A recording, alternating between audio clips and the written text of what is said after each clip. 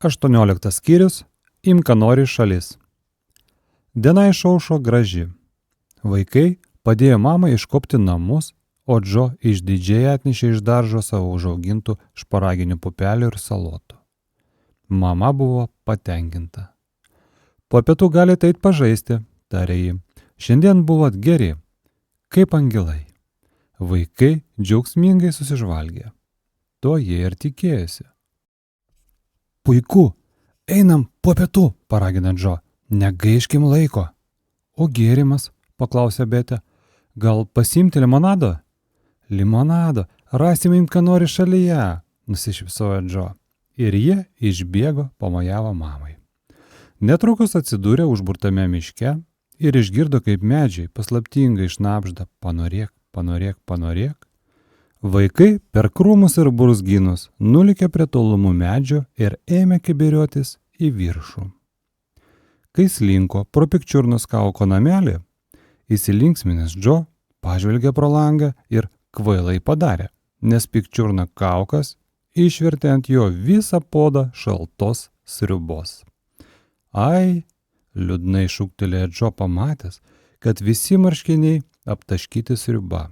Tai bjaurus kaukas. Pikčiurna kaukas prapliupo kvatotis ir užtrenkė langelį. Fui, tu dabar smirdi svogūnais, Džo, suraukė nosį Betė. Tikėkimės, kad smarvė netrukus išsivadės. Džo apsišluostė nosinę ir mintise pasižadėjo, kad vieną gražią dieną Pikčiurnai kaukui žiauriai atkeršys. Greičiau, nekantravo Franė, velkamės kaip nesavom kojam. Jie pasiekė pelėdas dureles ir pamatė, kad paukštis kietai miega. Paskui geltonas šilkaplaukės dureles, bet fėjas nebuvo namie.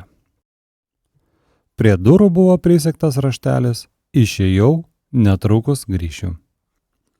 Turbūt jį pas menulveidė, spėjo Džo. Tik neužmirškit, kad ponia skalbyklė gali išpilti vandenį. Jis laiku priminė, nes kaip tik tada iš viršaus plūstelėjo pamuilių kriuklys. Franė suspygusi pasitraukė, Betė irgi. Džo marškiniai vėl sušlapo ir jis įduko nejaukais. Neimk į galvą, arzino Franė, dabar nebe taip dvoksi svogūnų sriuba, Džo. Jie toliau ropštėsi aukštyn ir prisiartino prie pono kaip jis ten namelio. Šis kaip visada išsižiojęs kietai miegojo krėsle. Greta irgi kietai miegojo prikaistuvinis, kaip paprastai apsikaišęs keptuvėmis ir podais. Neatrodė, kad jam patogu. Nepažadinkim jų, sušnabždėjo Džo. Tyliai slenkam pro šalį.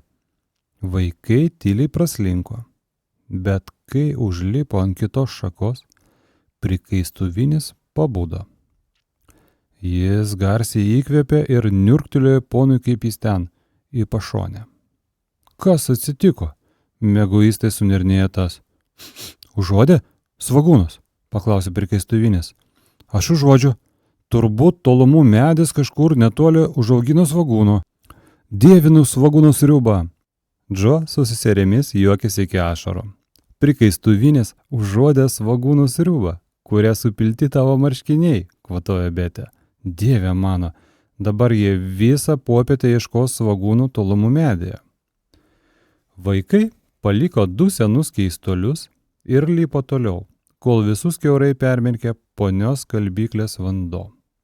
Šiandien jis skalbė kaip pašėlusi ir užpylė didžiulį kubilą kaip tik tada, kai trijulė buvo prie pat jos namelio. Šliukšt, atužė vanduo ir visi peršlapo iki siūlo galo. Gaudydami orą vaikai ėmė purtytis kaip šuniukai.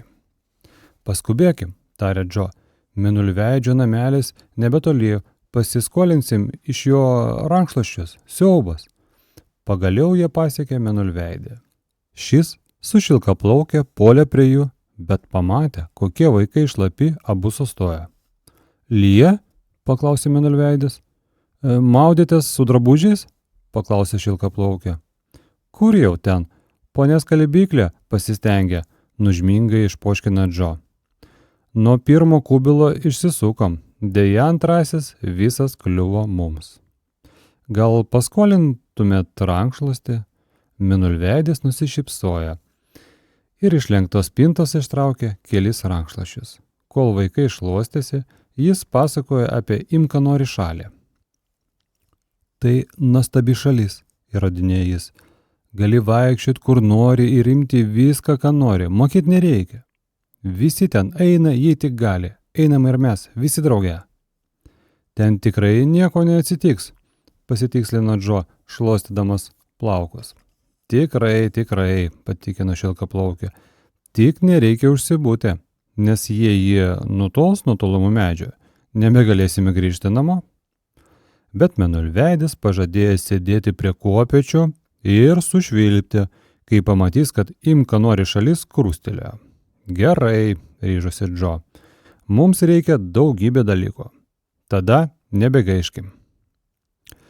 Visa draugija užsikorė ant viršutinės šakos prie didelio balto debesies. Kaip paprastai prie skylės stovėjo kopėčius. Vienas po kitą visi sulipo pro skylę ir atsidūrė nepaprastoje šalyje virš stebuklingo debesies. Šalis iš tikrųjų buvo nepaprasta. Žmonių ir daiktų joje buvo baisybė. Net prasibrauti sunku. Bastėsi įvairūs gyvuliai, stovėjo maišai su visokiais daiktais, nuo aukso iki bulvių, daržovių ir vaisių. Net kėdės ir stalai laukia, kol kas nors juos pasiims. O viešpate, aiktelėjo Džo, ir mes tikrai galim imti viską, ką norim? Viską, atsakė Mėnulveidis, įsitaisydamas ant debesies prie kopėčių. Pažiūrėkit į nykštukus, jie ketina išsinešti visą auksą. Vaikai dirstelėjo ten, kur rodė Mėnulveidis, ir pamatė 4 nykštukus, velkančius maišus su auksu. Nykštukai iš lėto nusvirduliodavo prie kopėčių ir ėmė leisti žemyn. Kitos pasakų būtybės ieškojo visokiausių jos dominančių dalykų. Suknelių, apsiaustų, bato, paukščių giesmininkų, paveikslų. Radę ko troško, džiugiai puldavo prie kopėčių ir leisdavosi apačion. Mėnulveidis, juokdamas stebėjo juos, visi kiti nuėjo apsižvalgyti. Gal nori gražaus riebaus liūtą, Džo? Paklausė šilkaplaukė, kai pro šalį eidamas didžiulis liūtas palaižė jai ranką.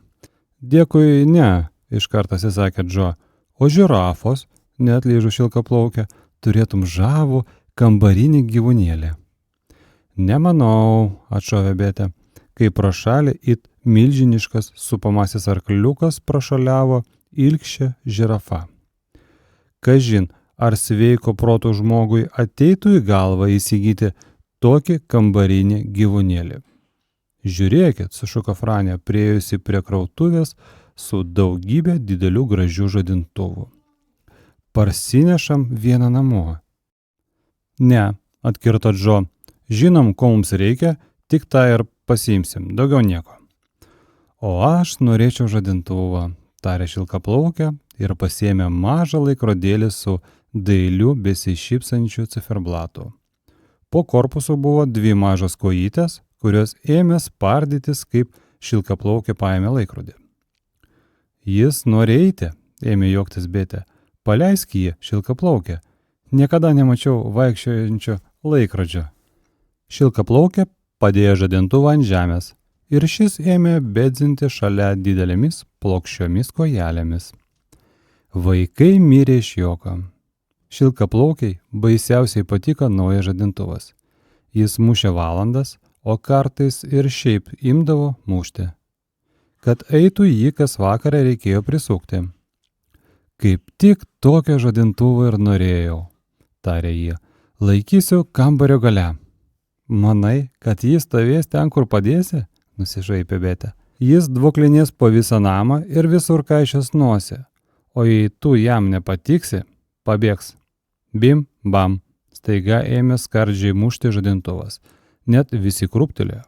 Mušdamas valandas jis sustojo, bet paskui iškart pasivijo šilkaplaukę ir vaikus.